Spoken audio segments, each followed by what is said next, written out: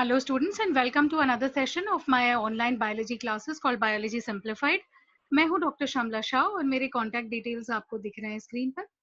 Students हम लोग इन 11th standard के स्टेट टेक्स्ट बुक का plant tissues and anatomy topic शुरू किया हुआ है और उसके पार्ट 2 पर हैं हम, राइट.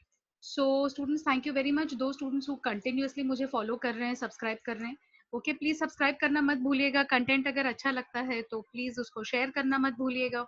बेल आइकॉन दबा देंगे तो आपको सारे नए जो वीडियोस हैं वो मिल जाएंगे. स्टूडेंट्स मेरा ऑनलाइन क्लासेस भी शुरू हुआ है, तो 11th-12th के लिए बायो के लिए अगर क्लासेस की जरूरत है आपको, online private tuitions as well as for NEET, okay excellent classes for NEET. Definitely आपका स्कोर बहुत अच्छा होगा. एम्स में के लिए जो स्टूडेंट्स एम कर रहे हैं वो मुझे प्लीज कांटेक्ट कीजिएगा ऑन माय नंबर, ठीक है. चलिए अभी आगे बढ़ते हैं, राइट. लास्ट टाइम हमने मेरिस्टेम का जो क्लासिफिकेशन है वो देखा हुआ है. तो हमने लास्ट टाइम शुरू किया था किस चीज से? ओरिजिन से, है ना. स्टूडेंट्स आई होप कि आप पढ़ाई साथ साथ में कर रहे हैं. ये टॉपिक काफी बड़ा है, लेंथी है और बहुत सारे टेक्निकल डिटेल्स हैं इसमें, है ना. तो आपको कंटिन्यूअसली जो है उसका स्टडी आपको रखना है, करेक्ट है. ओके अभी नेक्स्ट क्लासिफिकेशन देख लेते हैं. एपाइकल जो मेरिस्टेम है, मेरिस्टेम को से एक तरीके, वन टाइप ऑफ क्लासिफिकेशन वो है जो ओरिजिन के बेसिस पे है ना, जो हमने लास्ट टाइम देखा था. सेकेंड तरीके का क्लासिफिकेशन वो है जो पोजीशन के बेसिस पे किया जाता है. मतलब मेरिस्टेमेटिक टिश्यू प्लांट में एग्जैक्टली कहां पर है ना, कहां पर है पोजीशन. तो इस बेसिस पे हमने क्या क्या नाम दिए हैं? हमने दिए हैं एपाइकल, इंटरकैलरी और लैटरल. तीन तरीके के मेरिस्टेम होते हैं पोजिशनल बेसिस पे. अब देखते हैं ये क्या है. एपाइकल, एपाइकल का मतलब होता है टिप या एपेक्स पे. एपेक्स मतलब बिल्कुल ऊपर का छोटा सा जो नोक या टिप होता है किसी चीज का, है ना. तो एपाइकल मेरिस्टेम जाहिर सी बात है कि वो ग्रोइंग पॉइंट पे या टिप्स पे बिल्कुल एंड्स पे होगा, राइट. एपाइकल मेरिस्टेम कहाँ से आता है? प्रो मेरिस्टेम से आता है. तो जब प्रीवियस क्लास में किया है उसको जरा माइंड में रखिए. प्राइमोर्डियल क्या था, प्रो मेरिस्टेम क्या था, प्राइमरी क्या था, सेकेंडरी क्या था, है ना. तो प्राइमोर्डियल या प्रो मेरिस्टेम से आपका एपाइकल मेरिस्टेम बनता है, ओके.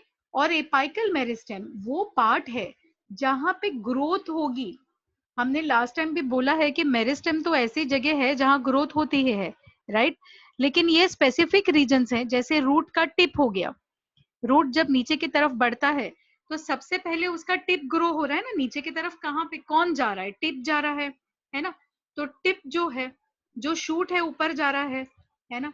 वो जो पार्ट्स हैं उनके जो ब्रांचेस है, छोटे छोटे तने, ओके, लैटरल ब्रांचेस या साइडवेज के ब्रांचेस हैं.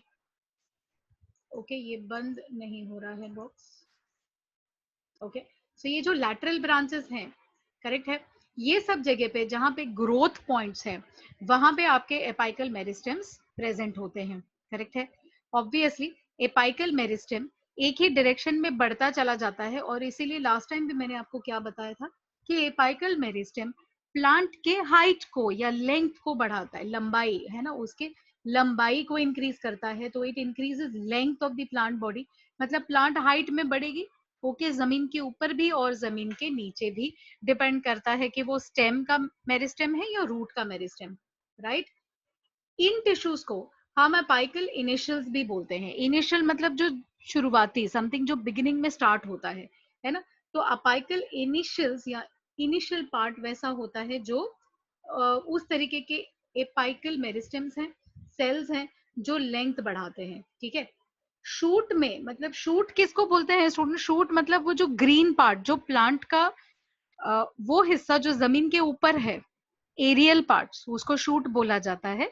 एंड रूट सिस्टम जमीन के नीचे रहता है जनरली, ओके. वेरिएशन की बात नहीं कर रहे हम, टिपिकल प्लांट की बात कर रहे हैं, है ना.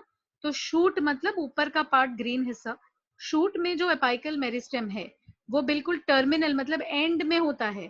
तो जैसे आपने एक स्टेम ले लिया, जो नया प्लांट आ रहा है उसका बिल्कुल टिप पॉइंट होगा, वहां पे आपको मेरिस्टेम मिलेगा जो ग्रो होते जा रहा है ना. अगर आपके घरों में छोटे पौधे हैं, मटकों में रखे हैं, या तो फिर आप मूंग का 5-6 दाना भिगाकर उसको है ना पानी में सिर्फ रख के देख सकते हैं कैसे ग्रोथ हो रही है. तो आप ये सारी चीजें आराम से देख सकते हैं कि कहाँ से ग्रोथ हो रही है, कहाँ पे नया नया मतलब टिश्यू होगा, उसको आप कनेक्ट कर सकते हैं, है ना. शूट एपाइकल मेरिस्टेम जो होता है टर्मिनल, बिल्कुल टिप पे होता है. और रूट में, ऑलराइट, जो एपाइकल मेरिस्टेम है वो रूट कैप के नीचे होता है, इसीलिए हम उसको बोलते हैं सब टर्मिनल। बिल्कुल एंड में नहीं होता है, हर रूट के एंड पे एक छोटा सा कैप रीजन होता है, वो थोड़ा थिक होता है, और वहां पे मेरिस्टेम नहीं होता, मेरिस्टेम उसके नीचे होता है। कैप का काम है मेरिस्टेम के सेल को प्रोटेक्शन देना, ताकि जमीन के कीड़े ओके उसको खत्म ना कर सके, जब भी वो जमीन को नीचे ऐसे गाड़ता हुआ चले जाए तो उसको डैमेज ना हो, है ना। तो रूट का थोड़ा सा सिस्टम अलग है। तो स्टेम में एपाइकल मेरिस्टेम बिल्कुल टिप पे होता है, लेकिन रूट में वो टिप से थोड़ा नीचे, नीचे मतलब सब, टर्मिनल मतलब एंड, तो सब टर्मिनल रीजन में, रूट में ओके आपको एपाइकल मेरिस्टेम जो है मिलेगा in the root region. Correct है। तो ये तो हो गया एपाइकल मेरिस्टेम। पोजीशन के बेसिस पे फर्स्ट टाइप का क्लासिफिकेशन हमने कंप्लीट किया है, which is apical meristem. Second meristem जो पोजीशन के बेसिस पे है वो है intercalary meristem. Okay, intercalary मतलब इन बिटवीन एक्चुअली। ओके, ये इंटर कैलरी जो है ये दो चीजों के बीच में है। कौन से बीच में? जो आपका नोड पॉइंट है ना, नोड, नोड मतलब क्या होता है प्लांट में बच्चों? जब भी आप प्लांट को केयरफुली विजुअलाइज करो, तो जहां से पत्तियां निकलती हैं, पत्ते निकलते हैं ना, या तो कहाँ पे फ्लावर्स आते हैं, तो वो जो पॉइंट होती है, वो पॉइंट एक स्पेशल पॉइंट है जिसको हम नोड बोलते हैं। तो एक लंबा ग्रीन कलर का जो स्टेम है वो खड़ा रहता है, और बीच बीच में साइड्स में छोटे छोटे ऐसे राउंड बम्प के जैसे आते हैं, और फिर वहां से पत्ते निकलते हैं या वहां पे फूल आते हैं। तो ये जो पॉइंट्स है ना, जहां से पत्ते या फूल या कुछ अलग ऐसे निकल के आता है, that point is called a node. उसको क्या बोलते हैं? नोड बोलते हैं। तो ये नोड के बेस पे है ना, बेस में वहां पे एक स्पेशल टिश्यू होता है which is called inter calorie meristem. दो नोड्स के बीच में, है ना, इंटर नोड्स के बीच में, नोड्स के बीच में इनकी एक्टिविटी ज्यादातर आपको मोनोकोटिलिडोनस प्लांट में दिखता है। मोनोकॉट मतलब क्या बच्चों? फटाफट 9th 10th का रिवाइज कर लो माइंड में, है ना। अगर आप किसी भी बीज को लेते हैं, अगर उस बीज के एम्ब्रियो को आप दो हिस्सों में कर सकते हैं, जैसे चना, मूंग, है ना, आप उसको आसानी से दो हिस्सों में बांट सकते हैं ना, हाथ के बीच में ऐसे उसको अगर मसल देंगे, तो ये हो गए डाइकॉट, क्योंकि दो हिस्से हैं। लेकिन अगर आपने राइस ले लिया, या गेहूं ले लिया, या मेज ले लिया, कॉर्न, है ना, तो उसके एक एक सीड में हम दो हिस्से नहीं कर सकते, वो सिंगल ही रहता है एम्ब्रियो, तो उसको मोनोकॉट बोलते हैं। तो ये जो राइस, वीट, जवार, है ना, मेज, ऐसे जो क्रॉप्स रहते हैं, इनको हमने नाम दे दिया है मोनोकॉट्स। तो आपको इंटर कैलरी मेरिस्टेम बच्चों कहाँ देखने मिलता है ज्यादा? ओके, मोनोकॉट्स में मिलता है। कहाँ देखने मिलता है? मोनोकॉट्स में देखने मिलता है। करेक्ट है। ये शॉर्ट लिव्ड है, थोड़े टाइम के लिए रहते हैं, अपना काम करने के बाद में ये डिसअपियर हो जाते हैं, जब तक कि ग्रोथ हो रही है और प्लांट परमानेंटली डिफरेंशिएट नहीं होता है। करेक्ट है। अब देखिए लोकेशन आपको दिखाया है मेरिस्टेम का, ये देखिए अपाइकल मेरिस्टेम। ये पार्ट जो है ये शूट है या प्लांट के ऊपर का बॉडी है। ये प्लांट, ये पार्ट जो है ये रूट है या नीचे का जो सिस्टम है वो है। तो उन्होंने अपाइकल मेरिस्टेम्स देखिए टिप्स पे दिखाया है, ये ग्रोइंग पॉइंट है, ये ग्रोइंग पॉइंट है। अब शूट के केस में ये पूरा का पूरा मेरिस्टेम होता है। रूट में ना यहाँ पे छोटा सा टिप रूट कैप होता है जो थोड़ा थिक है, इसीलिए उसका पोजीशन जो है हम बोलते हैं रूट एपाइकल मेरिस्टेम का पोजीशन होता है सब टर्मिनल। करेक्ट है। अब ये देखिए ये इंटर कैलरी, ये एक नोड है जहां से लीफ निकल रहा है, ये दूसरा नोड है जहां से लीफ निकल रहा है। तो इसके ऊपर, ये वाले नोड के ऊपर और ये वाले नोड के नीचे इंटर कैलरी मेरिस्टेम आपको दिख रहा है। करेक्ट है। बेयर इट इन माइंड कि इंटर कैलरी मेरिस्टेम ज्यादातर आपको मोनोकोटिलिडोनस प्लांट में दिखता है। राइट। तीसरा टाइप पोजीशन के बेसिस पे मेरिस्टेम होता है lateral. Okay, lateral meristem, lateral का मतलब होता है साइडवेज, जो साइड में हो, है ना, बाजू में हो। तो लैटरल मेरिस्टेम साइड में होता है। अगर किसी भी प्लांट का आपने सेंट्रल एक्सेस लिया, जैसे खड़ा है प्लांट, आपने सेंटर में उसको एक लाइन ड्रॉ कर दिया, उसके आजू बाजू में जो स्पेस है वहां पे आपको लैटरल मेरिस्टेम दिखेगा। अगर मैं डायग्रामेटिकली आपको बता दूं 1 मिनट के लिए, तो ये है आपका सेंट्रल स्टेम, यहाँ से मैंने एक लाइन ड्रॉ कर दी, वो सेंट्रल एक्सिस हो गई। उसके साइड में ये दिख रहे हैं, ये दोनों, ये लैटरल मेरिस्टेम है। सो लैटरल मेन एक्सिस के दोनों साइड्स पे, या इन दिस केस चारों साइड्स पे, बिकॉज ये एक्चुअली सर्कुलर है ना, ये स्टेम है, तो किसी भी प्लांट का स्टेम सर्कुलर होता है, तो सेंटर में चारों दिशाओं में राउंड में लैटरल मेरिस्टेम आपको मिल जाएगा। करेक्ट है, पोजीशन केयरफुली देखिएगा, है ना। लैटरल मेरिस्टेम मैंने आपको लास्ट टाइम भी बताया था। एपाइकल मेरिस्टेम जो है, ये प्लांट के लेंथ को या उसके हाइट को बढ़ाता है, ऊपर और नीचे दोनों, है ना। लैटरल मेरिस्टेम क्या करता है बच्चों, प्लांट के थिकनेस को बढ़ाता है, उसके मोटापे को बढ़ाता है। राउंड साइड में जो ग्रोथ होती है, जैसे तना मोटा हो रहा है ना, या ट्विग्स उसके मोटे हो रहे हैं, छोटे छोटे जो डालियां हैं वो मोटी हो रही हैं, तो वो किसके वजह से हो रही है, लैटरल मेरिस्टेम की वजह से, है ना। तो ये गर्थ मतलब मोटापा, साइड का ग्रोथ। सो ये क्या करता है, it increases, okay, girth of the stem और द रूट, है ना, it increases the girth of the stem और द रूट। करेक्ट है। एग्जाम्पल है इंटरफैसिकुलर कैम्बियम, मैंने बोला था इंट्राफैसिकुलर, सॉरी कैम्बियम। फैसिकल्स मतलब vascular bundle, xylem and phloem. तो जाइलम एंड फ्लोएम के बीच में, है ना, जो मेरिस्टेम होता है उसको हमने नाम दे दिया है इंट्राफैसिकुलर। ये हम देखेंगे ओके आगे जाके, जब एनाटॉमी हम डिटेल में करेंगे तो आपको पोजीशन के साथ में सब क्लियर हो जाएगा। ठीक है। ये वैस्कुलर बंडल्स जिम्नोस्पर्म्स में भी मिलते हैं, और डाइकोटिलेडोनस एंजियोस्पर्म्स में भी आपको ओके मेरिस्टेम लैटरल वाला मिल जाएगा। स्टूडेंट्स, ये जो छोटे छोटे डिटेल्स आते हैं ना, कि जिम्नोस्पर्म में है, एंजियोस्पर्म में है, इसको जरा आप माइंड में बिठा लीजिए। क्यों? क्योंकि आगे जब नीट का क्वेश्चन आप आंसर करेंगे तो वो लोग चैप्टर वाइज क्वेश्चन नहीं पूछेंगे। करेक्ट है। तो डाइकॉट, मोनोकॉट, जिम्नोस्पर्म आपने प्लांट किंगडम में पढ़ा है। ओके, आप टिश्यू की स्टडी टिश्यू में एनाटॉमी में कर रहे हैं, वो लोग क्वेश्चंस को सब कुछ लिंक अप करके पूछते हैं, है ना। तो आपने जो 2-3 चैप्टर्स में पढ़े हैं, अगर वो प्लांट से रिलेटेड हैं तो आपको उनको कनेक्ट करना आना चाहिए। करेक्ट है। तो एंजियोस्पर्म में वैस्कुलर बंडल्स में लैटरल मेरिस्टेम है, जिम्नोस्पर्म्स में भी है ना, तो ये आपको पता होना चाहिए। Are you clear with this thing, right. तो काफी इजी है ना। अभी हम मेरिस्टेम का ही क्लासिफिकेशन कर रहे हैं बच्चों, तो हम तीसरे क्लासिफिकेशन पे आते हैं, या तीसरे क्राइटेरियन पे आते हैं। तीसरा तरीका जिससे आप मेरिस्टेम को क्लासिफाई कर सकते हैं वो होता है फंक्शन। प्लांट में मेरिस्टेम काम क्या करता है ना, उस बेसिस पे आपको देखना है कि वो कैसे आप उसको क्लासिफाई कर सकते हैं। तो चलिए देखते हैं। जो यंग रीजन होती है, ग्रोइंग रीजन होती है प्लांट की, है ना, उसके अंदर क्या होता है, प्रोटोडर्म होता है, राइट। प्रोटोडर्म मतलब क्या, ये एक तरीके का एपिडर्मिस है, बाहर का कवरिंग है। जैसे नए नए ऑर्गन बन रहे हैं, फॉर एग्जांपल लीफ बन रही है, तो उसके आजू बाजू में आपको एक प्रोटेक्टिव लेयर चाहिए है। Okay, the epidermis of the leaf, वो कहाँ से आता है, वो आता है प्रोटोडर्म से।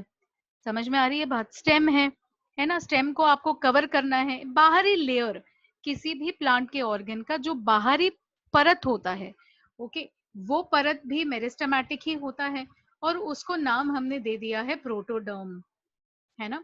तो ये एक तरीके का मेरिस्टेम है बेस्ड अपॉन फंक्शन। तो अगर कोई भी मेरिस्टेम प्लांट के किसी भी ऑर्गन के बाहरी परत पे है और वो प्रोटेक्टिव फंक्शन कर रहा है, तो उसको हमने नाम दे दिया है प्रोटोडर्म। समझ में आ रहा है बात, है ना। फिर आता है प्रोकैम्बियम, है ना।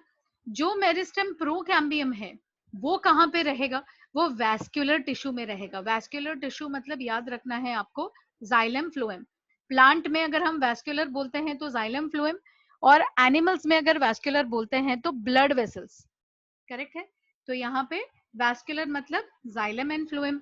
तो जाइलम एंड फ्लोएम के आजू बाजू में जो मेरिस्टेमेटिक टिश्यू है उसको हमने नाम दे दिया है प्रो कैम्बियम। अलग अलग जगह पे अलग अलग फंक्शन करने वाले मेरिस्टेम को अलग अलग नाम, इतना सिंपल है ना। तो अगर कवरिंग वाला है तो प्रोटोडर्म, अगर वैस्कुलर टिश्यू के आजू बाजू में है तो उसको फिर हमने प्रोकैम्बियम नाम दे दिया है ना। और जो दूसरे स्ट्रक्चर्स हैं प्लांट के, जो हम आगे जाके पढ़ेंगे, अभी जब भी हम सेक्शनल व्यू लेंगे हम पढ़ेंगे, तो उसमें कॉर्टेक्स होता है, एंडोडर्मिस होता है, पेरिसाइकल होता है, मेडुलरी रेज होते हैं, पिथ होते हैं। अब ये सारी चीजें किससे बनती होंगी, ये जिस मेरिस्टेम से बनता है उसको हमने नाम दे दिया है ग्राउंड मेरिस्टेम, है ना। So covering tissues are protoderm, vascular tissue के यहाँ पे जो मेरिस्टेम है वो प्रोकैम्बियम है, और बाकी के जितने भी सब्सटेंसेस आते हैं प्लांट टिश्यू में, चाहे वो पिथ हो या मेडुलरी रे हो या कॉर्टेक्स हो, ये सारे टिश्यूज जिस मेरिस्टेम से आते हैं वो सारे मेरिस्टेम को एक ही नाम दे दिया है, ग्राउंड मेरिस्टेम। ये बेसिक मेरिस्टेम है जिससे सारे तरीके के टिश्यूज आते हैं। करेक्ट है? तो ये जो हो गया, ये ग्रुपिंग है बेस्ड ऑन फंक्शन। करेक्ट है? तो आपको याद होगा कि हमने मेरिस्टेम को कैसे क्लासिफाई किया है। 3 क्राइटेरियन लिया है, ओरिजिन, फंक्शन, पोजीशन, है ना। वेरी क्विकली, ओरिजिन बहुत फास्ट में जस्ट आपको बता रही हूँ कि ओरिजिन के बेसिस पे आपके पास होता है primordial meristem, primary meristem, secondary meristem. Correct है? पोजीशन के बेसिस पे आपके पास होता है apical meristem, intercalary meristem and lateral meristem. Correct है? फंक्शंस मैं नहीं करूंगी, आप वो फंक्शंस के लिए वापस बैक जाके कर लीजिए। एंड फंक्शनल बेसिस पे आपके पास अगेन 3 मेरिस्टेम्स हैं, protoderm, procambium and ground meristem. Correct है? अगर आप इसका एक क्लासिफिकेशन चार्ट बना लेंगे तो बहुत इजी रहेगा, it will be easy for you to study. ठीक है? तो ये हो गया आपका मेरिस्टेमेटिक का जो क्लासिफिकेशन पॉइंट्स था। Okay, that we have finished. तो मेरिस्टेमेटिक टिश्यू हम एंड कर चुके हैं, अभी हम आते हैं परमानेंट टिश्यू पे। ओके, अगेन वंस अगेन आपके माइंड में फटाफट माइंड में रखिए कि मेरिस्टेम में क्या था। लिविंग सेल्स थे, माइटोसिस रेट हाई था, साइटोप्लाज्म डेंस था, एटसेट्रा एटसेट्रा। वो सारे 8-10 पॉइंट्स जो बिगिनिंग में किए थे वो फास्ट रिवाइज कर लीजिए, and we go to permanent tissues now.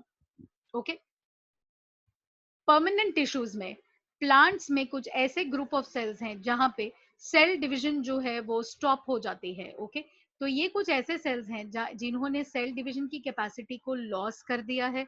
Okay, और इनका जो शेप, साइज, फंक्शन वगैरह है ना, ये बिल्कुल परमानेंट हो जाता है, परमानेंट। करेक्ट है? तो अभी एक बार इन्होंने एक शेप ले लिया, बस उसके बाद माइटोसिस खत्म, और वो जैसे है वैसे वो काम करते रहेंगे। जब वो मरेंगे तो दूसरा सेल बन के आएगा फ्रॉम द मेरिस्टेम। करेक्ट है? तो इसको हम बोलते हैं परमानेंट सेल। परमानेंट सेल का size permanent, shape permanent, function permanent. Okay, और इनमें सेल डिवीजन की कैपेसिटी जो है वो नहीं होती है। करेक्ट है? ये क्यों होता है? क्योंकि प्लांट अभी है, बस वो ग्रो ही करता जा रहा है, ग्रो ही करता जा रहा है, लेकिन उसको फंक्शन भी तो करना है। लीफ बनाना है तो लीफ में फोटोसिंथेसिस होनी चाहिए, है ना। लीफ के अंदर स्टोमेटा होना चाहिए।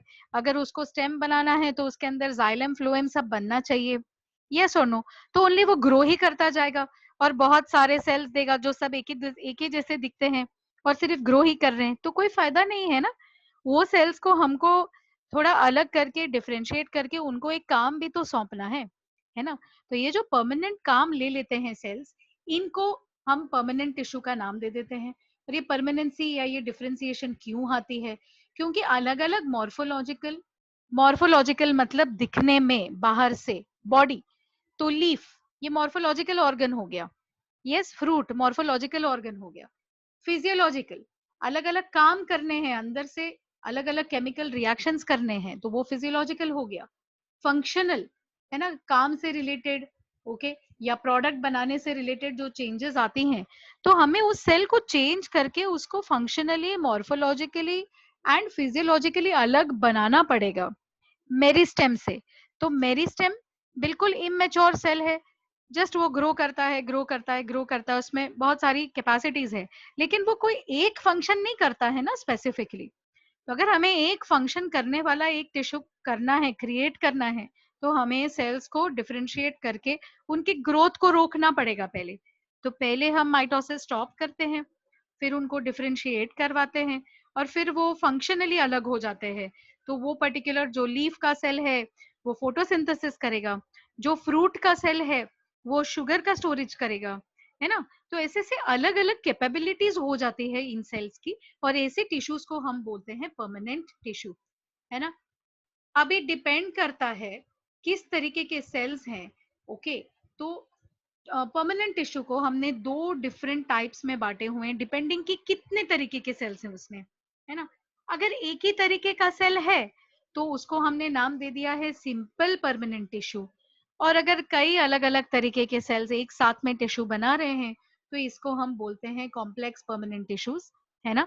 बात याद रखने की ये है कि परमानेंट टिश्यूज में सेल डिवीजन या तो बहुत लेस होता है या तो मोस्टली सेल डिवीजन स्टॉप रहता है, और ये fully functional, mature and differentiated sales हैं, अलग सेल्स हैं मेरिस्टेम से, है ना? इतनी बात समझ में आ गई आपके? करेक्ट है। So this is very simple. एक बहुत सिंपल इंट्रोडक्शन कर लेते हैं, okay, and then we will stop this. So simple permanent tissue सिर्फ एक ही तरीके के सेल से बना हुआ है, सिमिलर तरीके के फंक्शंस करेगा, जैसे स्टोरेज है तो सारे सेल स्टोरेज करेंगे, ओके, स्टार्च बनाना है सारे सेल स्टार्च बनाएंगे, एटसेट्रा एटसेट्रा। करेक्ट है।